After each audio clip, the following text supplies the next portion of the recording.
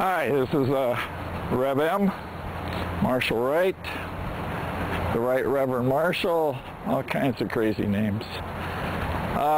Here today in this, the Tunnel of Love we call it. This is one of the very few mangrove tunnels left on the east coast of Florida. We're in Cape Canaveral. And I am in cahoots with my friend Father Harold LaPointe. Everybody in their lives has maybe a provocateur or a facilitator.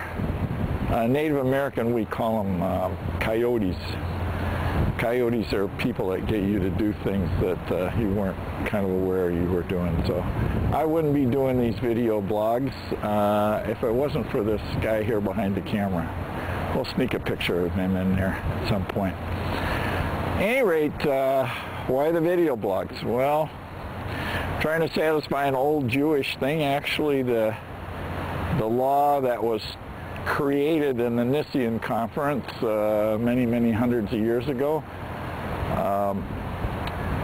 was originally a Jewish law which said that you must be blessed to have received before you will ever have anything worth giving. But then there was a codicil on that law that said if you are the one who was blessed to receive, then you must share it with your fellow man. So I feel like I've been very blessed and have received lots of gifts, and these video blogs are an attempt of mine to try and pass on those gifts to whoever cares to try and partake of them. I guess maybe one of the first things that's important to say is that the gifts that I have to share are strictly just my truth. Everybody in this great big universe of ours gets to have their own truths. So there really are 7 billion different truths on this planet of ours. And every one of those truths is the truth. To that person, it is their truth. So I do not expect, nor do I want you to believe what I say or count on my countenance in any way other than just that I am putting out what I have received. If it plays for you, fine. If it doesn't play for you, that's cool too. Nothing ventured, nothing gained. I'll get, probably as we go along in these, I'll talk more and more about my history and my background. I guess a big broad stroke right now, just to give a little bit of structure to this, is that I was tested when I was an 8-year-old kid, and turned out I had a very high IQ, and I was accelerated through school, and I went through life up until the time I was 42 years of age really as a mental being. I figured I could conquer everything and solve every problem in my life with intelligence, and really didn't have much of a spiritual side to me, although I did study different spiritualities in those years, but as an intellectual pursuit rather than actually partaking of them. In 1982, I managed to create an incident in my life that ended up being a shamanic birthing, a traditional shamanic birthing. The trick in that was I had never heard the word shaman, didn't know anything about shamanism, so I spent the first 3 years after my birthing with my 2 power animals inside that I wasn't even aware that there was a paradigm or a model by which this could actually take place. So those first 3 years were very interesting. So fast forward 30 years and here we are, and I've had lots of gifts, and my power animals and my teacher have given me tools that I have used to play with people for the last 30 years, and I want to just try and pass those on as best I can. So baseline totally fundamentally in the shamanic model, and certainly in my own life and what I've been taught by my teachers and my power animals, is that the purpose of life is for me to be in ecstasy. I think a lot of people are really confused about ecstasy. I know once I got thrown off of a website for saying that I was in ecstasy, and they thought that I was talking about using drugs. So I'm not talking about using drugs, kind of far from it. My understanding of ecstasy is that it's a state of mind where, and body and spirit and emotions, where you stay centered in the whole experience of life. So what I'm saying is that joy is not good and pain is not bad. They're all experiences of life in an everyday way. And being ecstatic is when you can stay centered in the tree of your life, no matter whether you're experiencing joy or experiencing pain. And certainly, hopefully, in your life, you'll experience both. Unfortunately, probably most of us learn more from pain, and we wake up faster from pain than we do from joy. It doesn't necessarily have to be that way, but it certainly tends to seem that way given the human condition.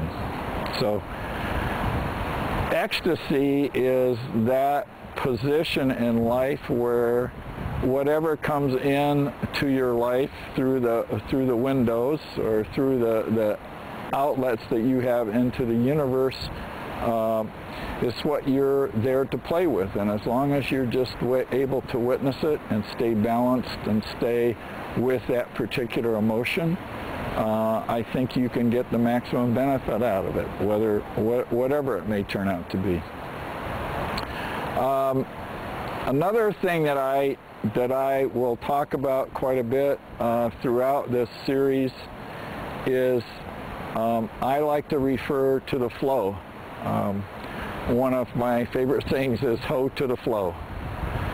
So what does the flow mean? The flow means that I believe that we are all interactive participants with the universe. In other words, I think what you're seeing and feeling and thinking is in concert with the universe. And so the universe is going to react to whatever those things are that you're doing, and it's going to continually present you with opportunities to quote-unquote go with the flow. So I would say that most people being raised in conditional love, being raised in fear, when these things that the universe presents to us come at us and they get a fear reaction from our ego, then our tendency is to push away from them and avoid them, and then we're not in the flow. We're not able to stay in that centered place, in that ecstatic place, and experience this dance that we're having with this universe, this beautiful dance of synchronicity that's always happening. So one concept of the flow is to, my ritual in the morning is in part to ask the universe what there is to play with this day, and then I'll just start playing with whatever that seems to be approached, and then maybe something will come up and it just isn't happening the way I thought it would. So to me, that's just saying that I'm out of phase with where the universe is right now, and so I'll just stop trying to do that particular thing and find the next thing to do. And sooner or later, almost always, you're going to find a place in the day where the flow is there, and what you're doing, what you're creating, is happening in a really kind of spectacular way, that you feel like you're flowing down the stream rather than trying to swim up the stream. Part of the flow for me is explained in a beautiful book. Hi there. A man named Alan Watts, who is an American, was raised in China by his parents. He's written a book called The Watercourse Way, which I think has some beautiful old Confucian and Lao Tzu Chinese metaphors for staying in the flow. I know it was an influential book for me to read some 30 years ago or whatever. So, one of my favorite one-liners, I am always into this creating one-liners that come into my life, and one of them is, understanding is greatly overrated. So much so in our culture that it's truly hard to comprehend. I think part of that attitude for me that I don't have to understand thing is also that piece of energy that allows you to stay in the flow. That when things are happening to you, you don't have to always be stepping back and trying to understand why it's happening to you. Why not just stay in the flow and go with it and experience the synchronicity between you and the universe in that moment, and try and learn from it. Try and grasp what the overall lesson is, but don't try and get into this mental thing all the time of trying to understand what's happening to you.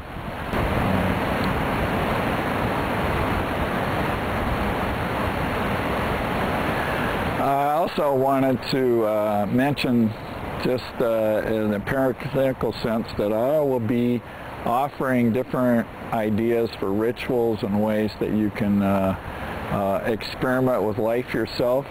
And part of that is about what I just say is I have like 10,000 arrows in my quiver. In fact, many times when I'm playing with clients, it turns out that I hear myself saying things that I have no idea where those ideas or those thoughts or those possibilities are coming from. So I just want to say that I'm offering arrows, and I ask you to just take that arrow and play with it. And if that arrow doesn't play for you, if you don't feel any connection to it, just break it over your knee and throw it in the trash can. I'm not attached to any outcomes with any particular arrow. Whatever plays for you is what this is all about. I'm just trying to put some things out there that potentially can lead you to places that put you in that ecstatic place, that place where you feel connected. So, lastly, I want to talk about just about what I'm suggesting to you in this series is about, really is about interaction. It's about, I'm trying to interact because I've been given gifts, and I'm trying to share those gifts with you, and I'm asking you to get out there and play with people and interact with them, because I think you'll find out in time that those things are really helpful for you. So the idea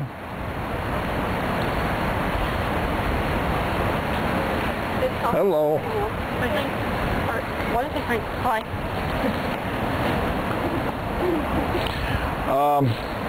The idea of getting out there and interacting is because we need to have that interaction with other people in order for us to see our own place in this universe and what our art is. How you create your art in this universe is critical by how you get feedback and reflection from all the other mirrors in the universe that are there for you to look at.